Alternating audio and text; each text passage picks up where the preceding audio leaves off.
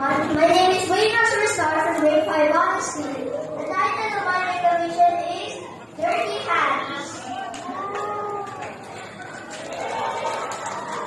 I'm proud of my dirty hands. Yes, they are dirty, and they are rough, and knobby, and callous. And I'm proud of the dirt, and the knobs, and the calluses. I didn't get them that way by playing bridge, or drinking afternoon tea out of dainty cups, or playing the well-advertised Good Samaritan at charity balls.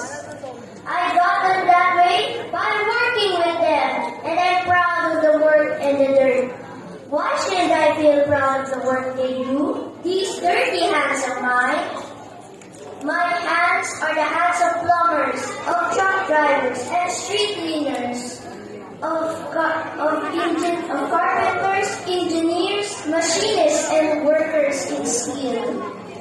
They are not pretty hands. They are dirty and knobby and callous. But they are strong hands. Hands that make so much that the world must have or die. Someday, I think, the world should go down on its knees and kiss all the dirty hands of the working world. As in the days long past, armored knights would kiss the hands of ladies fair. I'm proud of my dirty hands. The world must kiss such hands. The world will always kiss such hands. Men and women put reverent lips to the hands of him who held the hammer and the saw and the plane. His weren't pretty hands either when they chopped trees, dragged rough lumber, and wielded carpenter's tools. They were workingmen's hands, strong, capable, proud hands, and weren't pretty hands when the executioners got through them. They were torn right clean through by ugly nails, and the blood was running from them, and the edges of the wounds were raw and dirty and swollen, and the joints were crooked, and the fingers were horribly bent in a mute appeal for love.